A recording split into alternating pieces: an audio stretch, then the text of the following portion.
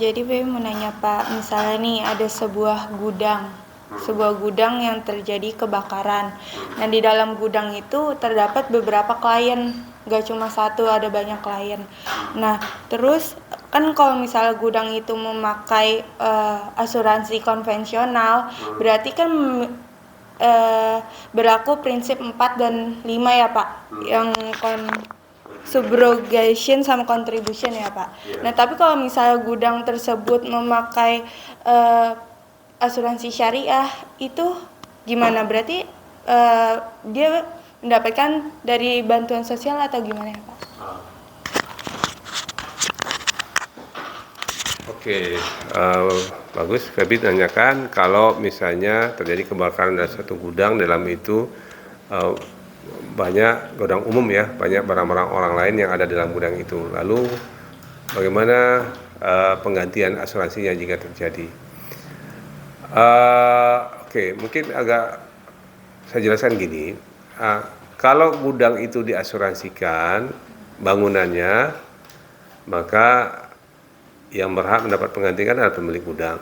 Kemudian apakah gudang itu juga bertanggung jawab untuk mengasuransikan barang-barang yang ada di gudang? Maka kalau itu terjadi, maka dia akan klaim juga untuk kerusakan gudang. Nah, lalu bagaimana kalau semua barang yang ada dalam gudang itu rusak, terbakar semua, ya dia akan mengklaim semua barang itu nanti dihitung sesuai dengan rincian barang-barang milik dari para gudang ya. Itu. Tapi dalam ini tidak berlaku contribution. Contribution itu adalah prinsip contribution itu terhadap penjaminan asuransinya. Jadi kalau misalnya nilai ada polis asuransi lain yang menjamin, maka itu contribution.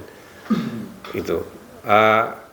Tapi yang biasa yang terjadi adalah kalau barang-barang dalam gudang, maka yang mengasuransikan adalah pemiliknya, pemilik barang itu. Jadi kalau ada 5 jenis barang ada di situ, disimpan dalam gudang itu, maka yang mengasuransikan adalah pemilik kelima dari barang itu, bukan yang punya gudang.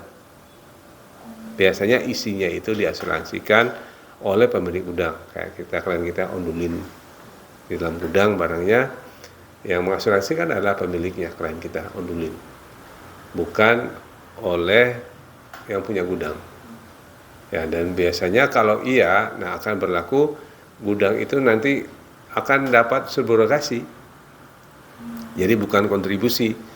Misalnya kalau terjadi kebakaran itu terjadi akibat kesalahan dari pengelola gudang, maka asuransi akan mengganti terlebih dahulu terhadap polis asuransi yang diurus oleh pemilik barang, dan kemudian perusahaan asuransi menyatakan, oh ternyata ini ada pihak yang dipersalahkan ini, yaitu pemilik gudang, maka asuransi akan mengajukan subrogasi, hak subrogasi nomor berapa tadi ke pemilik gudang. Jadi dalam ini tidak berlaku kontribusi, tapi yang mungkin adalah subrogasi. Oke, terima kasih.